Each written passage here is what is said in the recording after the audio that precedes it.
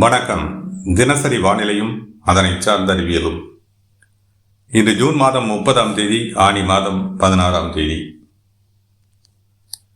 விரிவடைந்து வலுவடையும் தீவிரமடையும் தென்மேற்கு பருவமழை மிரட்டலாக கர்நாடகம் மற்றும் கேரள பகுதிகளுக்கு அடுத்து வரக்கூடிய 7 தினங்களுக்கு நீடிக்கப் போகிறது.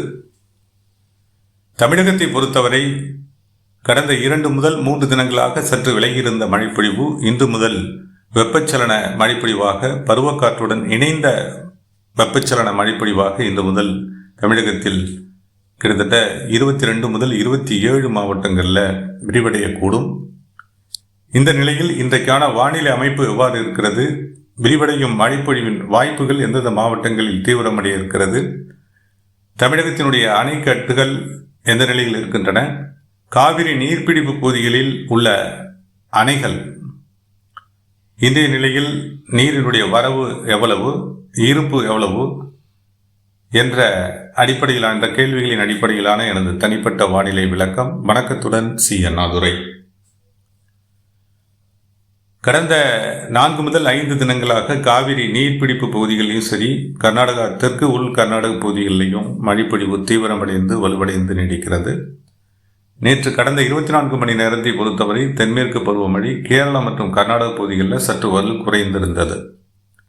அதுக்கான காரணம் வடக்கு அரபிக்கடல் மற்றும் வடக்கு வங்கக்கடல் பகுதியில் நீடித்து வந்த காற்று சுழற்சிகள் அல்லது குறைவழுத்த பகுதிகள் காற்றினுடைய திசையினை போக்கினை மாற்றியதன் காரணமாக இந்த மழைப்பொழிவு வெள்ளப்பெருக்கை ஏற்படுத்தி வந்த மழைப்பொழிவில் வீழ்ச்சி அடைந்திருந்தது. இன்றைய நிலையில் 2 சுழற்சிகளுமே வலு குறைந்து அல்லது வலுவிழந்திருக்கிறது. எனவே மீண்டும் தென்மேற்கு பருவக்காற்று மேற்கில் இருந்து அரபிக்கடல் வழியாகவும், தெற்கு தென்மேற்கில் இருந்து வங்கக்கடல் பிரிவாகவும் வழக்கம் போல உள்நுழைய இருக்கிறது. மேலும் ஒரு நிகழ்வு, தமிழகத்தில் ஆங்காங்கே உயரக்கூடிய வெப்பநிலை தென்மேற்கு பருவக்காற்றினை கேரளா மற்றும் கர்நாடக பகுதிகளில் தீவிரப்படுத்துவதோடு தமிழகத்திலும் வெப்பச்சலன இடிமழை பொழிவாக ஏற்படுத்தவும் இன்றைய நிலையில் இருந்து வாய்ப்புகள் இருக்கின்றன. இந்த வானிலை அமைப்பு அடுத்து வரக்கூடிய 5 முதல் 7 தினங்களுக்கு நீடிக்கக்கூடும். கடந்த 4 முதல் 5 தினங்களாக கொட்டி தீர்த்த பருவமழையின் காரணமாக காவிரி நீர்பிடிப்பு பகுதிகளில் கணிசமான மழைப்பொழிவு ஏற்பட்டிருக்கிறது. நீர் வரத்தும் காவிரியின் குறுக்கே உள்ள அணைகளுக்கான நீர் வரத்தும் அதிகரித்திருக்கிறது. அந்த வகையில் KR சாகர் அணையினுடைய நீர் மட்டம் 90.3, அதாவது அதனுடைய நீர் இருப்பில் 124.8 90.3 உள்ளது. அணைக்கு வினாடிக்கு 16,000 கனஅடி தண்ணீர் தற்போதைய நிலையில் வந்து கொண்டிருக்கிறது. கபினி அணையினுடைய நீர் இருப்பில் 65 அடியில் 53.5 தற்போதைய நிலை உள்ளது. 20,000 கனஅடி நீரானது தற்போது இந்த அணைக்கு வந்து கொண்டிருக்கிறது. அதேபோல கேரங்கி 129 அடியில் 105 அடி தற்போதைய நிலையில் இருக்கிறது. 2,500 கனஅடி நீர் வந்து கொண்டிருக்கிறது அணைக்கு. ஹேமாவதி அணையை பொறுத்தவரை 117 அடி நீர் இருப்பில் கொள்ளளவில் 81.4 என்ற நிலையில் 7,600 கனஅடி நீர் வந்து கொண்டிருக்கிறது. இதேபோல தமிழக அணைகளை பொறுத்தவரை மேட்டூர் அணையினுடைய நீர் இருப்பு தொடர்ந்து 40 அடியாக இருக்கிறது. பவானி சாகர் 64, அமராவதி 61, பெரியார் 123, வைகை 49.5, பாபநாசம் 102, மணிமுத்தாறு 78.6, பேச்சுப்பாறை 45, பெருஞ்சாணி 73, கிருஷ்ணகிரி 48, சாத்தனூர் 82 அடியும், சோலையாறு 109 அடியும், பரம்பிக்குளம் 17.7 என்ற அளவிலும், ஆழியாறு 84, திருமூர்த்தி 30 அடியும் என்ற அளவில் நீர் இருப்புகள் தற்போதைய நிலையில் உள்ளன. இதை தவிர்த்து சிறுவாணி அணையினுடைய நீர்மட்டம் தற்போது 19 அடியாக உயர்ந்திருக்கிறது. அந்த கிட்டத்தட்ட கர்நாடக அணைகளில் 3/4 திட்டம் நிரம்பக்கூடிய நிலையில் இருக்கின்றன. மேலும் 48 மணி நேரங்களில் கர்நாடக அணைகளுடைய நீர் இருப்பு அதனுடைய தாக்குப்பிடிக்கும் திறனை எட்டும். நீர் இருப்பில் தாக்குப்பிடிக்கும் திறனை எட்டும் அளவில் நீர்மட்டம் உயரக்கூடும். ஏன்னா இன்று தொடங்கி வலுவான மழைப்பொழிவு இன்று காலை முதலே தொடங்க இருக்கிறது.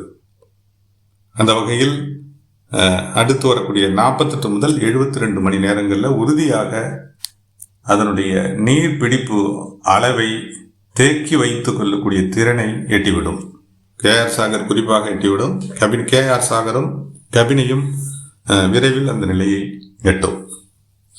எனவே காவிரியில் விரைவாக அடுத்த 72 மணி நேரங்களில் கணிசமான அளவு காவிரியில் நீர் திறந்துவிடப்படக்கூடும். தற்போதே இந்த ஏற்பட்டிருக்கக்கூடிய மழைப்பொழிவின் காரணமாக பிலிகுண்டுவில் 1000 கனஅடி நீரானது தற்போது வந்து கொண்டிருக்கிறது. நீர் ஏதும் திறந்து விடப்படவில்லை என்றாலும் நீர்பிடிப்பு பகுதிகளிலுடைய மழைப்பொழிவின் காரணமாக மலைப்பகுதிகளிலிருந்து வழிந்தோடி காவிரி ஆற்றுடன் கலக்கும் அந்த நீரின் காரணமாக இந்த 1000 கனஅடி என்ற அளவில் தற்போது பிலிகுண்டுவிலும் அதே போல ஒகேனக்கல் நீர்வீழ்ச்சியிலும் வரவானது அதிகரித்திருக்கிறது. இந்த நிலை அடுத்து 48 முதல் 72 மணி நேரங்களில் கிட்டத்தட்ட 5000 முதல் 10,000 கனஅடி என்ற அளவில் உயரக்கூடும். அடுத்த 72 மணி நேரங்களில் 5000 முதல் 10,000 என்பது நாம் எதிர்பார்ப்பது 5000க்கு மேல் எதிர்பார்க்கின்றோம். 10,000 கனஅடியாக இருக்கலாம். மேலும் 2 முதல் 3 தினங்களில், அதாவது அடுத்த 72 மணி நேரங்களுக்கு பின்பு 2 முதல் 3 தினங்களில் இது 40,000 50,000 என்ற அளவிற்கு செல்லும். ஒரு கட்டத்தில் இன்று இந்த மழைப்பொழிவு இந்த முறையில் அதாவது அடுத்து வரக்கூடிய 7 தினங்களுக்கு பிந்தைய நிலையில் 50,000ற்கு மேலே 1,00,000 கனஅடி என்ற அளவில் கூட நீர் வரத்து இந்த காவிரியில் அதிகரிக்கக்கூடும். மேட்டூர் அணைக்கு விரைவில் வலுவான நீர்வரத்து, வளமான நீர்வரத்து காத்திருக்கிறது. இதையே நாம் முந்தைய மார்ச் தொடங்கி மார்ச் ஏப்ரல் மே என்ற இந்த 3 மாதங்கள்லையும் நாம் முன்னோட்ட விளக்கங்களில் நாம் எதிர்பார்த்தது தான் எல்னினோ விளைவும் நெகட்டிவ் வைகோடி விளைவும் நிச்சயமாக தென்மேற்கு பருவமழையை தீவிரப்படுத்தும். கட்டுப்படுத்த முடியாத காவிரி ஒரு பெரும் வலுவுடன் உள்நுழையும் என்றெல்லாம் குறிப்பிட்டிருக்கிறோம். அந்த எதிர்பார்ப்பு ஜூன் மாத இறுதி வாக்கில் ஏற்படும் என்று கூட நாம் முந்தைய விளக்கங்களில் தெரிவித்திருக்கின்றோம். இன்றைய நாள் இந்த இறுதி நாள், ஜூன் மாதம் இறுதி நாள், கிட்டத்தட்ட 60 முதல் 70% நீர் நிறைந்திருக்கிறது. மேலும் 72 மணி நேரங்கள் இருக்கின்றன நாம் எதிர்பார்க்கக்கூடிய அந்த நிலையை எட்ட. இன்றைக்கான மழை வாய்ப்புகளை பார்க்கலாம். தமிழகத்தை பொறுத்தவரை இன்று மேற்கு காற்று குவிதல், கணவாய் பகுதிகளின் வழியாக உள்நுழையும் மேற்கு காற்று குவிதல் மற்றும் தெற்கில் இருந்து பாக்சலசந்தி, மன்னார் வளைகுடா இந்த பகுதிகளில் இருந்து டெல்டா மாவட்டங்கள் வழியாக உள்நுழைய காற்று குவிதல், இந்த காற்று இணைப்பின் வாயிலாகவும் கிட்டத்தட்ட பருவ காற்றுடன் இணைந்து வரக்கூடிய ஈரப்பதம் மிகுந்த காற்றின் வாயிலாகவும் வெப்பச்சலன மழைப்பொழிவாக இந்த நிலையில் தமிழகத்தில் ஆங்காங்கே இன்று முதல் தீவிரமடைய இருக்கிறது. மீண்டும் அந்த வகையில் தெற்கு மாவட்டங்களை பொறுத்தவரை தேனி, திண்டுக்கல், மதுரை, சிவகங்கை மாவட்டத்தினுடைய மேற்கு பகுதிகள் இங்கெல்லாம் ஆங்காங்கே இன்றைய நிலையில் கனமழைக்கு வாய்ப்புகள் இருக்கின்றன. மேற்கு மாவட்டங்களை பொறுத்தவரை கோவை, ஈரோடு, நீலகிரி இந்த மாவட்டங்களில் மழைப்பொழிவிற்கான வாய்ப்புகள், கனமழை பொழிவிற்கான வாய்ப்புகள் இருக்கின்றன. ஈரோடு மாவட்டத்தினுடைய மேற்கு பகுதிகளில் கனமழை பொழிவும், கிழக்கு மற்றும் தெற்கு பகுதிகளில் ஓரிரு இடங்களில் லேசானது முதல் மிதமான மழைப்பொழிவும், நீலகிரி மாவட்டத்தினுடைய அநேக இடங்களில் இன்றைய நிலையில் கனமழை பொழிவும், கோவை மாவட்டத்தினுடைய வடக்கு வடமேற்கு பகுதிகளில் கனமழைக்கான வாய்ப்புகளும் அதே போல தெற்கிலும் வாய்ப்புகள் இருக்கின்றன. திருப்பூர் மாவட்டத்தினுடைய வடமேற்கு பகுதிகளிலையும் சற்று கனமழைக்கு வாய்ப்புகள் இருக்கக்கூடும். தெற்கு உள் மாவட்டங்களில் திண்டுக்கல், மதுரை இந்த மாவட்டத்தினுடைய மதுரை, திண்டுக்கல் மற்றும் சிவகங்கை மாவட்டத்தினுடைய மேற்கு பகுதியில் ஏற்கனவே சொல்லிட்டோம், இங்கே கனமழைக்கு வாய்ப்புகள் இருக்குது. அதே போல புதுக்கோட்டை மாவட்டத்தினுடைய மத்திய பகுதிகள், மேற்கு பகுதிகளிலையும் இன்று கனமழைக்கு வாய்ப்புகள் இருக்கக்கூடும்.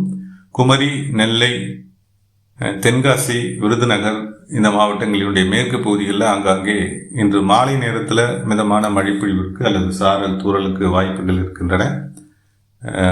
உள்பகுதிகளில் குமரி, நெல்லை, தூத்துக்குடி, விருதுநகர் இந்த மாவட்டங்களினுடைய உள்பகுதிகளில் ஆங்காங்கே லேசான மழைப்பொழிவிற்கோ மேகமூட்டமான வானிலை அமைப்புக்கோ வாய்ப்புகள் இருக்கின்றன.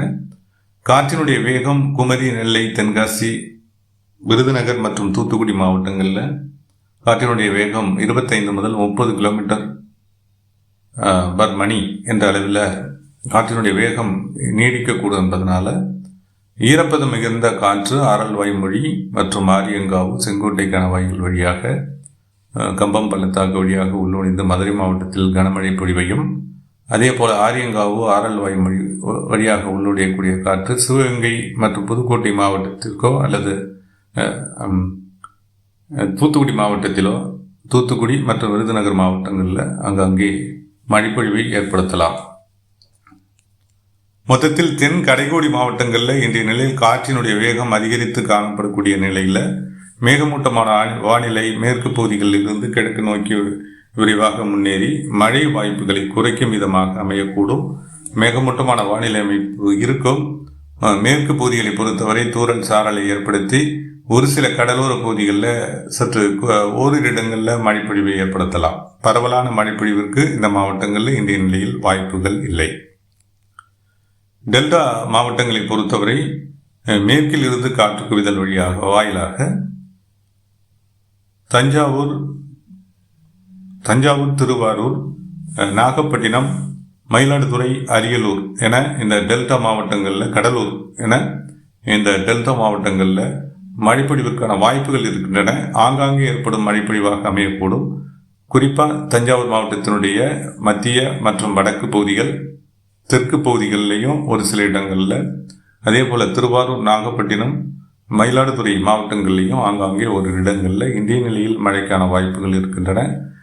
தென் கடலோர பகுதிகளில் சற்று கூடுதல் வாய்ப்பு நாளை அதிகாலை வரை இருக்கக்கூடும். தஞ்சாவூர், திருவாரூர், நாகப்பட்டினம் மாவட்டத்தினுடைய தெற்கு கடலோர பகுதிகளில், பாக்சல சந்திக்கு நெருக்கமாக உள்ள பகுதிகளில் மழைப்பொழிவிற்கான வாய்ப்புகள் சற்று கூடுதலாக இன்று நள்ளிரவு அல்லது நாளை அதிகாலை வரை வாய்ப்புகள் இருக்கலாம்.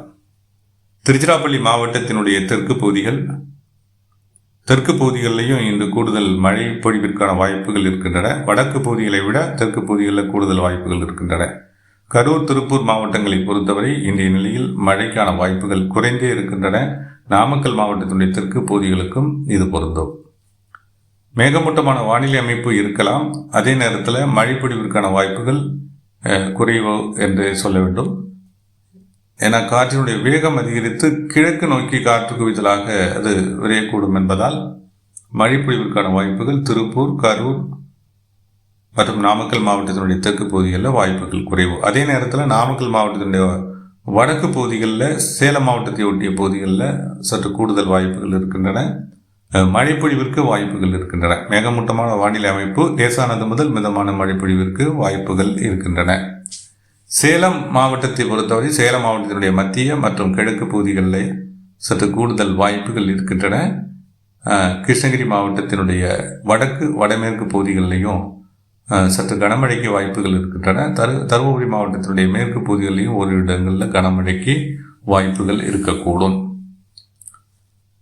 வடக்கு மாவட்டங்களை பொறுத்தவரை வேலூர், ராணிப்பேட்டை, காஞ்சிபுரம், திருவள்ளூர் இந்த மாவட்டங்களில் ஏற்கனவே நாம் ஒரு வாரத்திற்கு முந்தைய நிலையில் நீடித்த அல்லது ஒரு 4-5 தினங்களுக்கு முந்தைய நிலையில் நீடித்த வெப்பச்சலன இடிமழை பொழிவிற்கு இன்று முதல் அடுத்து வரக்கூடிய 3 முதல் 4 தினங்களுக்கு கூட இந்த மழை வாய்ப்புகள் இந்த மாவட்டங்களில் நீடிக்கக்கூடும். வேலூர், ராணிப்பேட்டை, திருவள்ளூர், காஞ்சிபுரம், சென்னை மற்றும் செங்கல்பட்டு இங்கெல்லாம் இந்த வாய்ப்புகள் நீடிக்கலாம். வலுவான வாய்ப்புகள் வடக்கு பகுதிகளிலேயே அதிகரித்து காணப்படும். இதனுடைய நீட்சியாக திருவண்ணாமலை மாவட்டத்தினுடைய வடக்கு பகுதிகளுக்கும் வடமேற்கு பகுதிகளுக்கும் வாய்ப்புகள் இருக்கின்றன. திருப்பத்தூர் மாவட்டத்திலும் ஓரிரு இடங்களில் இன்றைய நிலையில் மழை வாய்ப்புகள் இருக்கின்றன. மிதமான மழை வாய்ப்புகளாக இந்த வாய்ப்புகள் அமையக்கூடும். திருவண்ணாமலை மாவட்டத்தினுடைய வடக்கு பகுதிகளை பொறுத்தவரை காற்று குவிதலில் மற்றும் காற்றின் வேக மாறுபாட்டிற்கு ஏற்ப கிழக்கிலிருந்து காற்று இணைப்புகள் தெற்கிலிருந்து காற்று இணைப்புகள் கிடைப்பதை பொறுத்தும் மேற்கு காற்றுடன் இணைப்பு ஏற்பட்டு திருவண்ணாமலை மாவட்டத்தினுடைய வடக்கு பகுதிகள், கள்ளக்குறிச்சி, விழுப்புரம் மற்றும் பாண்டிச்சேரி பகுதிகளில் மழை பொழிவிற்கான வாய்ப்புகள் இன்றைய நிலையில் இருக்கின்றன. ஆங்காங்கே ஒரு இடங்களில் ஏற்படும் மழை வாய்ப்புகளாக இந்த மழை வாய்ப்புகள் அமையக்கூடும். கடலூர் மாவட்டத்திலும் உள்பகுதிகளில் வாய்ப்புகள் இருக்கின்றன. கடலோர பகுதிகளை விட கடலூர் மாவட்டத்தினுடைய உள்பகுதிகளில் ஒரு இடங்களில் மிதமான மழை பொழிவிற்கு இந்த நிலையில் வாய்ப்புகள் இருக்கின்றன. இதுதான் இன்றைய நிலையில் எதிர்பார்க்கக்கூடிய மழை வாய்ப்புகள் தமிழகத்திற்கு. நாளை முதல் இந்த மழை வாய்ப்புகள் சற்று பரப்பில் வடகடலோர மாவட்டங்களுக்கும் விரிவடையும். கடலூர் வரையிலான வடகடலோர மாவட்டங்களுக்கும் டெல்டா மாவட்டங்கள்லேயும் ஆங்காங்கே மழை வாய்ப்புகள் கடலோர மாவட்டங்களில் விரிவடையக்கூடும். மத்திய மேற்கு மாவட்டங்களில் ஆங்காங்கே மழைப்பொழிவு சற்று தீவிரமடையக்கூடும். காற்று பகுதிகளுக்கும் நாளை மறுநாள் முதல் கோவை, திருப்பூர் மாவட்டங்களுடைய காற்று பகுதிகளுக்கும் ஈரோடு மாவட்டத்தினுடைய தெற்கு பகுதிகளுக்கும் மழை வாய்ப்புகள் நாளை அல்லது நாளை மறுநாள் முதல் வாய்ப்புகள் படிப்படியாக அதிகரிக்கும். ஏன்னா 7 தினங்களுக்கு மேலும் கூட இந்த பருவமழை நீட்சி அமையக்கூடும். அதாவது மேற்கிலிருந்து காற்று குவிதலும் கர்நாடக தெற்கு உள் கர்நாடக பகுதிகள் மற்றும் வடக்கு கேரள பகுதிகளுக்கு வலுவான மழைப்பொழிவும் வெள்ளப்பெருக்கு ஏற்படுத்தக்கூடிய மழைப்பொழிவும் நீடிக்கக்கூடும் என்பதால் இந்த மழை வாய்ப்புகள் அமையக்கூடும். எனவே 5 முதல் 7 தினங்களுக்கு நிச்சயமாக தீவிரமடைகிறது தென்மேற்கு பருவமழை. தமிழகத்தினுடைய அணைக்கட்டுகளினுடைய நீர் இருப்பும் கணிசமாக உயரும். அதே நேரத்தில் காவிரியினுடைய நீர் வரத்தும் மிக கணிசமாக உயர்வதற்கு வாய்ப்புகள் இருக்கின்றது. நாம் முந்தைய வானிலை விளக்கங்களில் தெரிவித்த அந்த கட்டுப்படுத்த முடியாத காவிரியாக கண்டிப்பாக பிலிகுண்டு மற்றும் ஒகேனக்கல் வழியாக காவிரி உள்நுழையும். மற்றும் ஒரு விரிவான விளக்கத்துடன் மீண்டும் இணைகிறேன். இணைப்பில் தொடர்ந்த அனைவருக்கும் நன்றி.